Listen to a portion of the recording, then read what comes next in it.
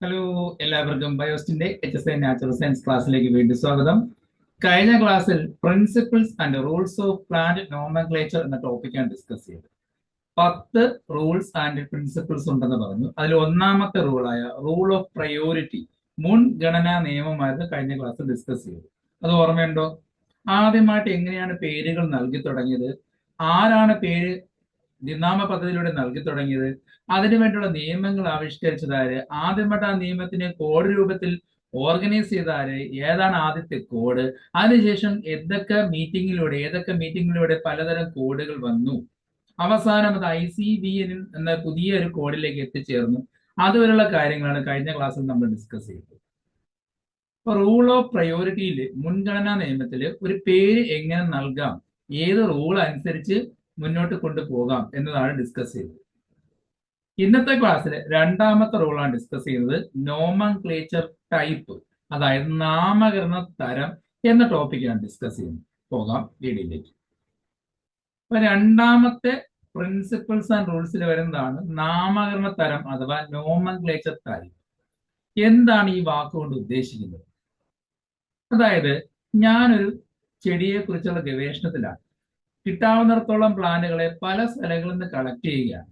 ഒരു ചെടിയായിരിക്കാം, മറ്റൊരു സ്പീഷീസ് ആയിരിക്കാം, പല സ്പീഷീസുകളെ ഞാൻ കളക്ട് ചെയ്യുന്നുണ്ട്.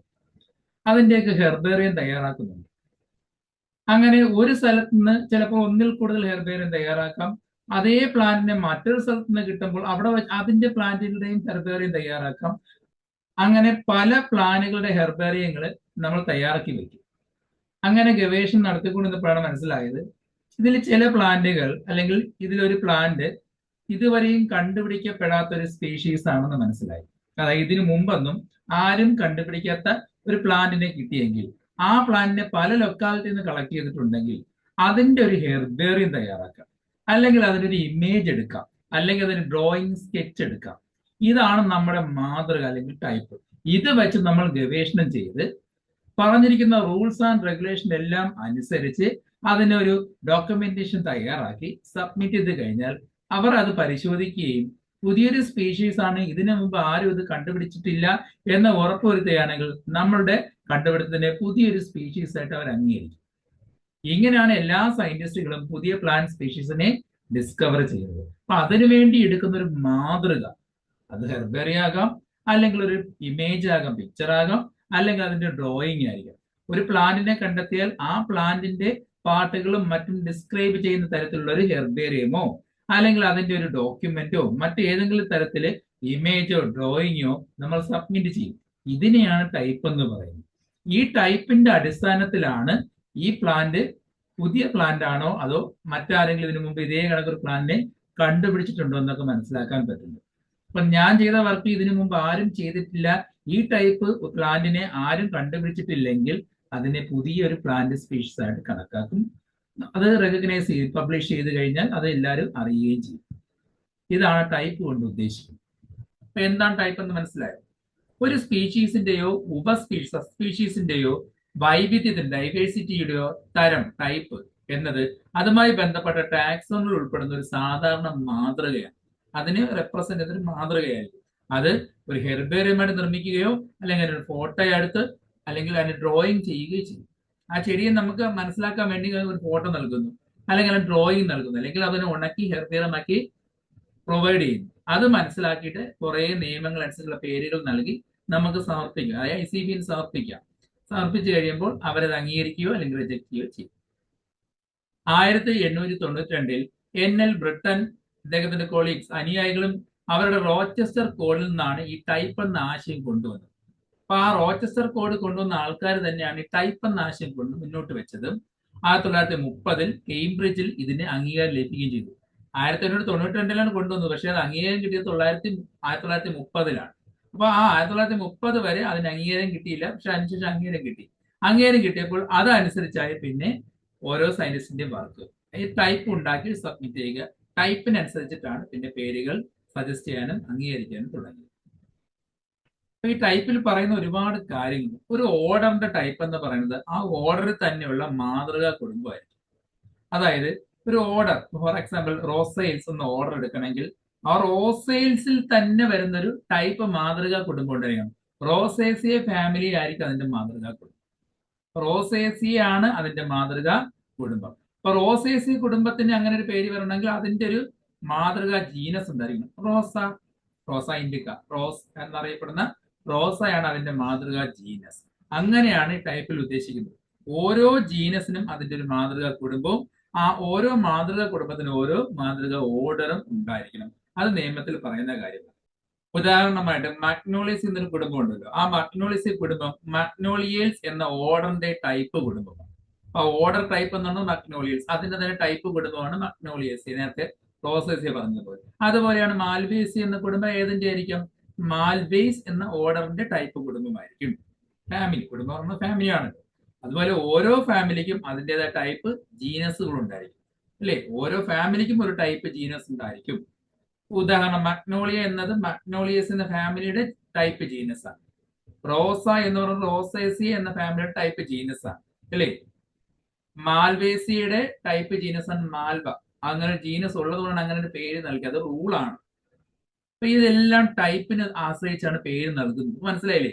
ഒരു ജീനസിന്റെ ടൈപ്പ് എന്താണ്, അതിന്റെ പേരെന്താണോ അതുമായി ബന്ധപ്പെട്ട ഫാമിലിക്ക് ആ പേര് നൽകാൻ പറ്റും. ഇപ്പൊ റോസ എന്ന ടൈപ്പ് ജീനസ് ഉണ്ടെങ്കിൽ ഫാമിലിയുടെ പേര് റോസേസി എന്നായിരിക്കും.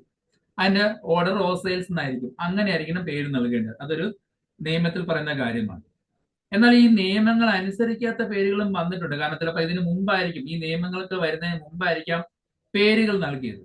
അത് പക്ഷേ ഈ നിയമങ്ങൾക്ക് മുന്നേ വന്നതുകൊണ്ടും നമ്മളെല്ലാവരും അംഗീകരിക്കുകയും അത് നമ്മൾ ഉപയോഗിക്കുകയും ചെയ്തുകൊണ്ട് ചിലപ്പോൾ ഒഴിവാക്കാനും പറ്റാത്ത പേരുകൾ ഉണ്ടായിട്ടുണ്ടാവും. അപ്പൊ അതിനെ നിലനിർത്തിക്കൊണ്ട് പുതിയ പേരും വന്നിട്ടുണ്ട്. സിനോണിം എന്നൊക്കെ പറയില്ല, അതേ പേര്. ഉദാഹരണമായിട്ട് ഗെട്ടിഫറൈൽസ് എന്ന ഓർഡർ. ഗെട്ടിഫറൈൽസ് എന്ന ഓർഡറിന്റെ ടൈപ്പ് കുടുംബം എന്തായിരിക്കണം? ഗെട്ടിഫറൈസി എന്നൊരു ഫാമിലിയും ഗെട്ടിഫറ എന്നൊരു ജീനസ് ഉണ്ടായിരിക്കണം എന്നാണ് പറഞ്ഞത്. പക്ഷെ അങ്ങനെ ഒരു ടൈപ്പ് ഇല്ല. എങ്ങനെ ഒരു പേര് ഗെട്ടിഫറൈൽസ് എന്ന് വന്നു, അതുകൊണ്ട് തന്നെ അതിന്റെ പേര് മാറി. കാരണം ആ ഒരു ഓർഡറിനകത്ത് വന്ന ഒരു ചെടിയുടെ പേര് ക്ലൂസിയ എന്ന ജീനസ് തുടങ്ങുന്ന പേരായതുകൊണ്ട് ഫാമിലിയുടെ പേര് ഗെട്ടിഫറേസി എന്ന് മാറ്റി ക്ലൂസിയേസി എന്നാക്കി. അതിന്റെ ഓർഡറിന്റെ പേരപ്പം എന്തായി? ക്ലൂസിയേൽസ് എന്നായി. എന്തുകൊണ്ടാണ് ആ പേര് മാറാൻ കാര്യം? ഗെട്ടിഫറൈൽസ് എന്ന് കൊടുക്കണമെങ്കിൽ ഫാമിലിയുടെ പേര് എന്തായിരിക്കണം? ഗെട്ടിഫറേസിയെ, ജീനസ് ഗെട്ടിഫറ എന്ന് വരണ്ടേ? അങ്ങനെ ഒരു ജീനസോ ഫാമിലിയോ കണ്ടുപിടിക്കപ്പെട്ടിട്ടില്ല. ആ നിയമം പറഞ്ഞിരിക്കുന്ന കാര്യങ്ങളെ അനുസരിക്കേണ്ട നിയമം പറഞ്ഞ കാര്യങ്ങൾ ഇവിടെ അനുസരിച്ചിട്ടില്ല, അംഗീകരിച്ചിട്ടില്ല. അതുകൊണ്ടാണ് ആ പേര് മാറിയത്. ഗെട്ടിഫറൈൽസ് എന്ന പേര് മാറി ക്ലൂസിയേൽസ് എന്നാക്കി. ഗെട്ടിഫറേസി എന്ന ഫാമിലി മാറി ക്ലൂസിയേസ് എന്ന പേരും മാറി. ഇപ്പോൾ നിങ്ങൾക്ക് നോമൻക്ലേച്ചർ ടൈപ്പ് എന്താണെന്ന് മനസ്സിലായോ? ടൈപ്പ് കൊണ്ട് ഉദ്ദേശിക്കുന്നത് എന്താണെന്ന്. നമ്മൾ ചെയ്യുന്ന വർക്കിന്റെ ഒരു മോഡലാണ്. അതിപ്പം ഹെർബേറിയമോ ഒരു ഫോട്ടോയോ അല്ലെങ്കിൽ ഡ്രോയിങ്ങോ ആകാം. നമ്മൾ അതായിരിക്കും സബ്മിറ്റ് ചെയ്യുന്നത്. ആ ടൈപ്പ് അതിന് തന്നെ പല ടൈപ്പുകളുണ്ട്. ടൈപ്പിന്റെ വിവിധ തരങ്ങൾ, ടൈപ്സിന്റെ ഡിഫറെന്റ് ടൈപ്സ് എന്തൊക്കെയാണെന്ന് നോക്കാം. വിവിധ നാമകരണ ടൈപ്പുകൾ ഏതെന്ന് നോക്കാം. ഒന്നാമത്താണ് ഹോളോ ടൈപ്പ്. രണ്ടാമത്തെ isotype, syntype, paratype, lectotype, neotype, topotype, epitype, merotype, കീസോ type, paralectotype and synonymotype. ഇങ്ങനെ വിവിധ തരത്തിലുള്ള ടൈപ്പുകളും ഉണ്ട്. ഓരോ ടൈപ്പും എളുപ്പത്തിൽ പഠിച്ചെടുക്കാം. ഇപ്പൊ എന്താണ് ഹോളോ ടൈപ്പ്? ഒരു ചെറിയ എക്സാമ്പിളുള്ള വളരെ പെട്ടെന്ന് പഠിച്ചെടുക്കാം. അതായത് നമ്മൾ ഫീൽഡ് വർക്കിന് ഇറങ്ങുമ്പോൾ, ഒരു ചെടികളെ കളക്ട് ചെയ്യാൻ ഇറങ്ങുമ്പോൾ, ഹെർബേറിയം തയ്യാറാക്കാനൊക്കെ ഇറങ്ങുമ്പോൾ നമ്മൾ ചെടികളെ കളക്ട് ചെയ്യും. ഫീൽഡ് ബുക്കിനകത്ത് നമ്പർ ഇട്ട് നോട്ട് ചെയ്ത് വെക്കാറുണ്ട്. അപ്പൊ ഇതിനു മുമ്പ് നമ്മൾ കണ്ടുപിടിച്ച നമ്പറിന്റെ ബാക്കിയായിട്ടല്ലേ നമ്മൾ കൊടുക്കുന്നത്. അപ്പൊ 450ാമത്തെ നമ്പറിലാണ് ഇപ്പൊ അടുത്ത പുതിയ ഗവേഷണം നടക്കുന്നത്. ഞാനിപ്പോ തിരുവനന്തപുരം ജില്ലയിലെ ഏതെങ്കിലും ഒരു ഭാഗത്തുനിന്ന് എന്റെ ഫീൽഡ് വർക്ക് കണ്ടിന്യൂ ചെയ്യുകയാണ്. അപ്പൊ ഇന്നത്തെ ദിവസം ഞാൻ കൊടുത്ത നമ്പർ 450ആണ്. എന്തുകൊണ്ടായിരിക്കും 450 കൊടുത്തത്? കഴിഞ്ഞ ദിവസം അതിന് മുമ്പത്തെ നമ്പറുകൾ കൊടുത്ത് നിർത്തിയാണ്, ബാലൻസ് ആയിട്ട് കൊടുക്കുകയാണ്. അപ്പൊ ഞാൻ അവിടെ നിന്ന് ഒരു ചെടി കളക്ട് ചെയ്തു. ഈ ചെടികളുടെ 3 ഹെർബേറിയം തയ്യാറാക്കി. 3 ഒരേ ചെടി തന്നെയാണ്, അതിന്റെ 3 ഹെർബേറിയം തയ്യാറാക്കി. അപ്പൊ അതിന് പേര് കൊടുക്കുന്ന 3 ഒരേ ചെടിയായതുകൊണ്ട് 450A, 450B, 450C എന്ന് കൊടുക്കും. അതാണ് 450A to C എന്ന് കൊടുത്തിരിക്കുന്നത്. അപ്പൊ 3 ചിലപ്പോൾ 3 സ്ഥലങ്ങളിൽ നിന്നായിരിക്കാം. ഇപ്പൊ ഞാൻ ഒരു ചെടി എ കളക്ട് ചെയ്ത സ്ഥലത്ത് നിന്ന് കുറച്ച് അകലെയായിട്ടായിരിക്കും അടുത്തത് കളക്ട് ചെയ്തത് ബി എന്ന് കൊടുത്തത്. 3 ഒരേ കണക്കിരിക്കുന്നതുകൊണ്ടാണ് A, B, C എന്ന് തന്നെ പേര് കൊടുത്ത് ഒരേ നമ്പറും കൊടുത്തു. അങ്ങനെ 3 ഹെർബേറിയം തയ്യാറാക്കി. ഇതുപോലെ ഞാൻ ആറ്റിങ്ങിൽ എത്തിയപ്പോൾ അവിടെ നിന്ന് കുറേ ദിവസം കളക്ട് ചെയ്ത് അപ്പോഴൊക്കെ ചെടികളുടെ കളക്ഷൻ നടക്കുന്നതിനനുസരിച്ച് പേര് മാറിക്കൊണ്ടിരുന്നു. 450 കഴിഞ്ഞു, 550ആയി. അങ്ങനെ കുറെ ദിവസം കഴിഞ്ഞ് ആറ്റിങ്ങിൽ എത്തിയപ്പോൾ അവിടുത്തെ കളക്ട് ചെയ്ത നമ്പർ 1250 സങ്കല്പിക്കുക. 1250 നമ്പർ ചെടി വീണ്ടും അവിടെ നിന്ന് കളക്ട് ചെയ്തതേ ചെടിയാണ്. അതായത് 450 കൊടുത്ത സെയിം ചെടി തന്നെ ഞാൻ ആറ്റിങ്ങിൽ നിന്ന് കളക്ട് ചെയ്തു. അപ്പൊ അതിന്റെ പേര് എങ്ങനെയായിരിക്കും? 1250 എ ബി സി 3 ഹെർബേറും തയ്യാറാക്കി. പിന്നീട് ഞാൻ കൊല്ലത്ത് എത്തിയപ്പോൾ കൊല്ലത്ത് നിന്നും സെയിം ചെടി കിട്ടി. അപ്പോൾ അതിന്റെ നമ്പർ 2500 ആയി കഴിഞ്ഞു. നമ്പർ അതിനിടയ്ക്ക് ഒരുപാട് ചെടികൾ കളക്ട് ചെയ്തു. 2500 എ ടു സി എന്ന് അങ്ങനെ കൊടുത്ത് 3 ഹെർബേർ തയ്യാറാക്കി. ഇപ്പൊ ടിപ്പിക്കലി ഒരു ചെടിയുടെ തന്നെ ഞാൻ 3 എക്സാമ്പിൾ പറഞ്ഞോളൂ. 3 സ്ഥലത്ത് നിന്ന് കളക്ട് ചെയ്തപ്പോൾ സെയിം ചെടികളുടെ 9 ഹെർബേറും തയ്യാറാക്കി അല്ലേ? അതായത് ആദ്യം 450 എ ടു സി 3 എണ്ണം, പിന്നെ 1250 A to C, then 2500 A to C. ഇതെല്ലാം 3 സ്ഥലങ്ങളിൽ നിന്നാണ് കളക്ട് ചെയ്തത്. ഇങ്ങനെയുള്ള 9 ഹെർബേറിയത്തില് ഞാൻ ഏതാണോ നിയമങ്ങൾ അനുസരിച്ച് പേര് നൽകി തയ്യാറാക്കുന്നത് അതാണ് ഹോളോടൈപ്പ്. ഇപ്പൊ ഞാൻ ഇതിൽ സെലക്ട് ചെയ്തപ്പോൾ എനിക്ക് നല്ലൊരു ഹെർബേറായിട്ട് തോന്നിയത്, നല്ല എല്ലാം കൊണ്ട് നല്ലൊരു കാണാനും ഭംഗിയുള്ള വൃത്തിയുള്ള പറഞ്ഞിരിക്കുന്ന റൂൾ അനുസരിച്ച് എല്ലാ പേരും നൽകിയെടുത്ത് ഞാൻ ഇഷ്ടപ്പെട്ട് സെലക്ട് ചെയ്തത് ഏതാണോ അതാണ് ഹോളോടൈപ്പ്. അപ്പൊ ഇവിടെ എടുത്തിരിക്കുന്നത് 450 ആദ്യം എടുത്ത ചെടി 450 അതിനെയാണ് ഞാൻ സബ്മിറ്റ് ചെയ്യാൻ വേണ്ടി തിരഞ്ഞെടുക്കുന്നതെങ്കിൽ അതാണ് ഹോളോടൈപ്പ്. മനസ്സിലാവുന്നുണ്ടോ? ഒരു ഓതർ അല്ലെങ്കിൽ രചയിതാവ് എന്ന് പറയാം, അല്ലെങ്കിൽ കണ്ടുപിടിക്കുന്ന ആൾ, ആ ഒരു സയന്റിസ്റ്റ്, അദ്ദേഹത്തിന്റെ ഇഷ്ടത്തിനനുസരിച്ച് ഈ തയ്യാറാക്കിയ 9 ഹെർബേറിയങ്ങളിൽ നിന്നും ഏതാണോ സെലക്ട് ചെയ്യുന്നത് അതിനെ ഹോളോടൈപ്പ് എന്ന് പറയും. ഹോളോടൈപ്പ് മനസ്സിലായോ? ഏതിനാണോ അദ്ദേഹം വിശദീകരണം നൽകുന്നത്, ഡിസ്ക്രിപ്ഷൻ നൽകുന്നത്, അതാണ് ഹോളോടൈപ്പ്. അടുത്തത് ഐസോടൈപ്പ്. ഹോളോടൈപ്പ് മനസ്സിലായെങ്കിൽ ഇനി അങ്ങോട്ട് പഠിച്ചെടുക്കാൻ എളുപ്പമാണ്. നേരത്തെ നമ്പർ ഒന്ന് ഓർത്താൽ മതി. അപ്പൊ ഞാൻ ഹോളോടൈപ്പ് സെലക്ട് ചെയ്തത് 450 ആയിരുന്നു. അപ്പൊ അതിന്റെ തന്നെ ബാക്കി 2 എണ്ണം ഇല്ലേ? 450 ബിയും സിയും ഇല്ലേ? അതുപോലെ 1250 എ ടു സി ഉണ്ട്, 2500 എ ടു സി ഉണ്ട്. അപ്പൊ ഏതാണോ ഹോളോടൈപ്പായിട്ട് എടുത്തത് അതിന്റെ ബാലൻസ് ഉള്ളവരെയാണ് ഐസോടൈപ്പ് എന്ന് പറയുന്നത്.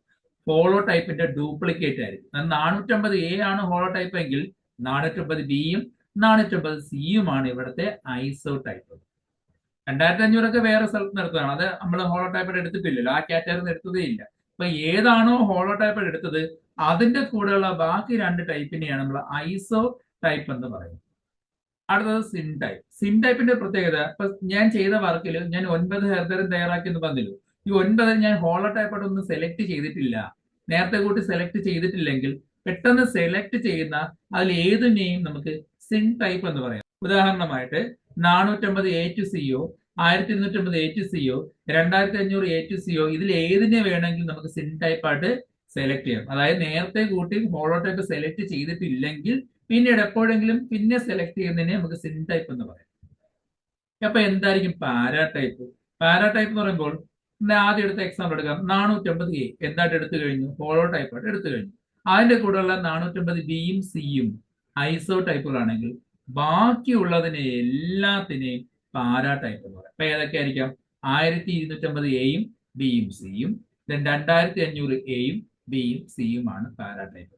450 ഹോളോടൈപ്പ്, 450 ബിയും സിയും ഐസോ ടൈപ്പ്, ബാക്കിയുള്ളതിനെ പാരാടൈപ്പ് എന്ന് പറയും. ഹോളോടൈപ്പ് വിശദീകരണം നൽകിയിട്ടുണ്ടെങ്കിൽ, ആദ്യമേ ഒരു ഹോളോടൈപ്പ് സെലക്ട് ചെയ്തിട്ടുണ്ടെങ്കിൽ അതിന്റെ കൂടെ 2 എണ്ണം ഐസോടൈപ്പും ബാക്കിയുള്ളതിനെ പാരാടൈപ്പ് എന്ന് പറയും.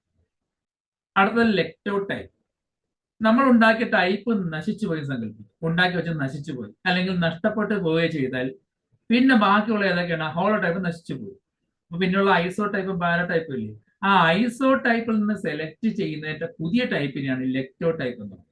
അപ്പൊ 450 ആയിരുന്നു ടൈപ്പായിട്ട് വെച്ചിരുന്നത്, അത് എങ്ങനെയോ നഷ്ടപ്പെട്ടു പോയെങ്കിൽ പിന്നെ 450 ബിയും സിയും ഉണ്ട്, ഐസോ ടൈപ്പും ഉണ്ട്. അതിൽ ഏതെങ്കിലും ഒരെണ്ണത്തിന് ടൈപ്പായിട്ട് സെലക്ട് ചെയ്യാം. അതിനെയാണ് നമ്മൾ ലെക്ടോ ടൈപ്പ് എന്ന് പറയുന്നത്. എന്നാൽ ഐസോ ടൈപ്പ് നഷ്ടപ്പെട്ടാൽ പിന്നെ ലെക്ടോ ടൈപ്പ് തിരഞ്ഞെടുക്കുന്നത് പാരാടൈപ്പിൽ നിന്നായിരിക്കും. അതായത് ഇപ്പൊ 450 നഷ്ടപ്പെട്ടതുകൊണ്ട് 450 ബിയും സിന്ന് വേണമെങ്കിൽ ഐസോ ടൈപ്പ് എടുക്കാം. അതും നഷ്ടപ്പെട്ടു പോയാൽ പിന്നുള്ളത് 1250 പിന്നെ 2500 കിടക്കുകയാണ്. അതിൽ നിന്ന് ഏതെങ്കിലും ഒരെണ്ണത്തിനെ, അവയെ പാരാടൈപ്പ് എന്നല്ലേ പറയുന്നത്, ആ പാരാടൈപ്പ് എന്നാണ് പുതിയ ടൈപ്പിനെ സെലക്ട് ചെയ്യുന്നതെങ്കിൽ അതിനെ നമ്മൾ വിളിക്കുന്ന പേരാണ് ലെക്ടോ ടൈപ്പ്. അപ്പൊ ഐസോ ടൈപ്പിൽ നിന്ന് ലെക്ടോ ടൈപ്പ് സെലക്ട് ചെയ്യാം, അല്ലെങ്കിൽ പാരാടൈപ്പിൽ നിന്ന് ലെക്ടോ ടൈപ്പ് സെലക്ട് ചെയ്യാം. അടുത്തത് നിയോ ടൈപ്പ്. നിയോ, ന്യൂ എന്ന വാക്ക് തന്നെയാണ്. അപ്പൊ ആ പേര് തന്നെ ഉണ്ട്. നമ്മൾ നേരത്തെ തയ്യാറാക്കിയ എല്ലാ ടൈപ്പുകളും നശിച്ചു പോയി. അതായത് 450 A to C, 1250 A to C, 2500 A to C, ഇതെല്ലാം നശിച്ചു പോയാൽ പുതുതായിട്ട് നിർമ്മിക്കുന്ന ടൈപ്പിനെയാണ് നിയോ മീൻസ് ന്യൂ ടൈപ്പ് എന്ന് അറിയും. അടുത്തത് ടോപ്പോ ടൈപ്പ്. ഇപ്പൊ ടോപ്പോ ടൈപ്പ് എന്ന് പറയുമ്പോൾ യഥാർത്ഥ തരം അല്ലെങ്കിൽ യഥാർത്ഥ ഒറിജിനൽ ടൈപ്പ് മാതൃക ഹോളോ ടൈപ്പ് കണ്ടെത്തിയ സ്ഥലത്ത് നിന്ന് തന്നെ വീണ്ടും പുതിയൊരു ടൈപ്പ് കണ്ടെത്തുകയാണെങ്കിൽ അതേ സ്ഥലത്ത് നിന്ന്, അതായത് അതേ ഭൂമിശാസ്ത്ര ജിയോഗ്രഫിക്കൽ ഏരിയയിൽ നിന്ന് തന്നെ ശേഖരിക്കുന്ന അടുത്ത ടൈപ്പാണ് ടോപ്പോ ടൈപ്പ് കൊണ്ട് ഉദ്ദേശിക്കുന്നത്. എന്നാൽ അതേ സമയം തന്നെ കണ്ടെത്തുന്നില്ല. ആദ്യം കണ്ടെത്തിയ ചെടി കണ്ടെത്തിയ അതേ ടൈമിലായിരിക്കില്ല, പിന്നീട് എപ്പോഴെങ്കിലും ആയിരിക്കാം. ഞാനൊരു സമയത്ത് ഒരു ചെടി സ്ഥലത്ത് നിന്ന് കണ്ടെത്തി അതേ സമയം കണ്ടെത്തുന്ന കാര്യമല്ല പറഞ്ഞത്. അതേസമയം കണ്ടെത്തിയ ഐസോടോപ്പ് എന്നേ പറയുള്ളൂ. പിന്നീട് നാളുകൾക്ക് ശേഷം അല്ലെങ്കിൽ വർഷങ്ങൾക്ക് ശേഷം സെയിം സ്ഥലത്ത് നിന്ന് പുതിയൊരു ചെടി കണ്ടെത്തി പുതിയൊരു ടൈപ്പ് നിർമ്മിച്ചെങ്കിൽ അതേ ചെടി ടൈപ്പ് തന്നെയാണ് കിട്ടുന്നതെങ്കിൽ അതിനെ നമുക്ക് ടോപ്പോ ടൈപ്പ് എന്ന് പറയും. അതായത് ഹോളോ ടൈപ്പ് കണ്ടെത്തിയ സെയിം സ്ഥലത്ത് നിന്നും പിന്നീട് ഏതെങ്കിലും ടൈമില് പുതിയൊരു ടൈപ്പ്, അതായത് അതേ ചെടിയുടെ പുതിയ ടൈപ്പ് നിർമ്മിക്കുകയാണെങ്കിൽ അതിനെ ടോപ്പോ ടൈപ്പ് എന്ന് പറയും. സെയിം സ്ഥലത്ത് നിന്ന് കണ്ടെത്തുന്ന ടൈപ്പിനെ ടോപ്പോ ടൈപ്പ് എന്ന് പറയും. എപ്പി ടൈപ്പ് എന്ന് പറയുമ്പോൾ ഓൾറെഡി ഹോളോ ടൈപ്പ് നമ്മൾ ചെയ്തു. ലെക്ടോ ടൈപ്പ് കണ്ടെത്തി, ദെൻ അതിന് അതേ സ്ഥലത്ത് നിന്ന് അല്ലെങ്കിൽ പുതിയൊരു നിയോ ടൈപ്പ് കണ്ടെത്തി, ടോപ്പോ ടൈപ്പ് അതേ സ്ഥലത്ത് നിന്ന് കണ്ടെത്തി. ഇതൊക്കെ നമ്മൾ ചെയ്തപ്പോഴും അതിലൊന്നും നമ്മൾ അനുസരിക്കേണ്ട നിയമങ്ങൾ അനുസരിച്ചിട്ടില്ല, അല്ലെങ്കിൽ അവർ പറഞ്ഞിരിക്കുന്ന നിയമങ്ങൾക്ക് അനുസൃതമല്ല നമ്മൾ ഈ വർക്ക് ചെയ്തതെങ്കിൽ ഇത് റിജക്ട് ചെയ്തിട്ട് പുതിയൊരു ടൈപ്പ് നമുക്ക് കണ്ടെത്തേണ്ടി വരും. അങ്ങനെ പുതുതായിട്ട് എടുക്കുന്ന ആ ടൈപ്പിനെയാണ് എപ്പി ടൈപ്പ് എന്ന് പറയുന്നത്. അതായത് നേരത്തെ ചെയ്തു വെച്ച വർക്കുകളൊന്നും അത് ശരിക്കും ആ ടാക്സോണിന്റെ കറക്റ്റ് എക്സ്പ്ലനേഷൻ വിശദീകരണം നൽകുന്നില്ല എങ്കിൽ പുതുതായിട്ട് നൽകുന്ന മാതൃകയാണ് ടൈപ്പിനെയാണ് എപ്പി ടൈപ്പ് എന്ന് പറയുന്നത്. അടുത്തത് മെറോ ടൈപ്പ്. ഫ്രാഗ്മെന്റ് എന്നാണ് മെറോ എന്ന വാക്ക് പറയുമ്പോൾ ഫ്രാഗ്മെന്റുമായി ബന്ധപ്പെട്ട് നമുക്ക് പറയാറുണ്ട്.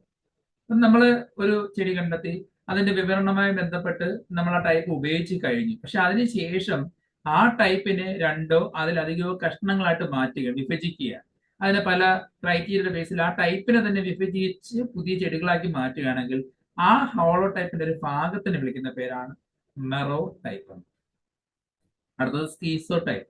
അതായത് ഒരു ടൈപ്പിനെ നമ്മൾ പലതായിട്ട് ഭാഗിച്ചാൽ ഓരോ ഭാഗത്തിനെയും ശകലത്തിനെയും നമുക്ക് സ്കീസോ ടൈപ്പ് എന്ന് പറയാം. അതായത് ഏത് ടൈപ്പിന്റെ ഫ്രാഗ്മെന്റ്സിനെയും സ്കീസോ ടൈപ്പ് എന്ന് പറയാം. പക്ഷെ ഹോളോ ടൈപ്പിന്റെ ഫ്രാഗ്മെന്റ്സിനെയാണ് മെറോ ടൈപ്പ് എന്ന് പറയുന്നത്. ഹോളോ ടൈപ്പിന്റെ ഫ്രാഗ്മെന്റ്സ് ആണെങ്കിൽ അത് മെറോ ടൈപ്പും, ഏത് ടൈപ്പിന്റെ ഫ്രാഗ്മെന്റ്സിനെ ആണെങ്കിൽ അതിനെ സ്കീസോ ടൈപ്പ് എന്നാണ് പറയുന്നത്. അടുത്തത് പാരാലെക്ടോ ടൈപ്പ്. സിൻ ടൈപ്പ് മനസ്സിലായില്ലേ? ആ സിൻ ടൈപ്പുകളിൽ നിന്ന് പുതിയ ടൈപ്പിനെ എടുത്ത് സെലക്ട് ചെയ്യും, അതിനെ ലെക്ടോ ടൈപ്പ് എന്ന് പറയാം. അങ്ങനെ എടുത്തു കഴിഞ്ഞാൽ അതിൽ തന്നെ ബാലൻസ് വരുന്നവയെ വിളിക്കുന്ന പേരാണ് പാരാലെക്ടോ ടൈപ്പ്. ഇപ്പോ ലെക്ടോ ടൈപ്പ് എടുക്കുന്നത് സിൻ ടൈപ്പ് ആണെങ്കിൽ ആ സിൻ ടൈപ്പിൽ നിന്ന് ഏതാണോ ലെക്ടോ ടൈപ്പ് എടുക്കുന്നത് അതിന്റെ ബാലൻസുകളെ പാരാലെക്ടോ ടൈപ്പ് എന്ന് പറയും. അടുത്തത് സിനോണിമോ ടൈപ്പ്. സിനോണിം എന്ന് വെച്ചാൽ അറിയാലോ, മറ്റ് പര്യായ പദം അല്ലെങ്കിൽ മറ്റൊരു പേരെന്നാണ് അർത്ഥം, അല്ലേ? അതായത് ഇവിടെ കണ്ടുപിടിച്ച ആളിന്റെ ടാക്സോണിന്റെ ആ ഒരു ഘടകത്തിന്റെ ഘടകം, അതായത് ഒരേ ടാക്സോണിന്റെ തന്നെ അതേപോലൊരു മറ്റൊരു ടൈപ്പും കണ്ടെത്തി, സെയിം ചെടിയുടെ വേറൊരു ടൈപ്പും കണ്ടെത്തി കഴിഞ്ഞാൽ രണ്ട് ടൈപ്പും സെയിം ആണെങ്കിൽ ആ പുതുതായിട്ടുള്ള ടൈപ്പിനെയാണ് നമ്മൾ എന്ന് പറയുന്നത് സിനോണിം ടൈപ്പ് എന്ന് പറയുന്നത്. ഫോർ എക്സാമ്പിൾ, ഞാനൊരു ചെടി ആദ്യം കണ്ടെത്തി ടൈപ്പായിട്ട് കൊടുത്തു, കൂടുതൽ വിശദീകരണം നൽകി സെയിം ചെടിയുടെ പുതിയ ടൈപ്പ് നിർമ്മിച്ചാൽ രണ്ടും ഒരേ ചെടി, വിശദീകരണം കുറച്ച് കൂടുതലാണ് നൽകി രണ്ടാമത് ഒന്നും കൂടെ നൽകി കഴിഞ്ഞാൽ ആ ടൈപ്പിനെയാണ് സിനോണിമോ ടൈപ്പ് എന്ന് പറയുന്നത്. അപ്പോൾ ഇന്നത്തെ ക്ലാസ്സിൽ നമ്മൾ ഡിസ്കസ് ചെയ്തത് principles and rules of plant നോമൻക്ലേച്ചറിലെ നോമൻക്ലേച്ചർ ടൈപ്പ് എന്ന രണ്ടാമത്തെ നിയമത്തെ കുറിച്ചായിരുന്നു. അതിന്റെ വിവിധ തരങ്ങളെ കുറിച്ച് മറ്റ് ഡിഫറെന്റ് ടൈപ്സിനെ കുറിച്ചും ഡിസ്കസ് ചെയ്തിട്ടുണ്ട്. ക്ലാസ് ഇഷ്ടമായെങ്കിൽ ലൈക്ക് ചെയ്യുക, സബ്സ്ക്രൈബ് ചെയ്യുക. അടുത്ത ക്ലാസ്സിൽ മറ്റ് പ്രിൻസിപ്പിൾസ് ആൻഡ് റൂൾസുമായി വീണ്ടും കാണാം. എല്ലാവർക്കും ശുഭദിനം നേരുന്നു.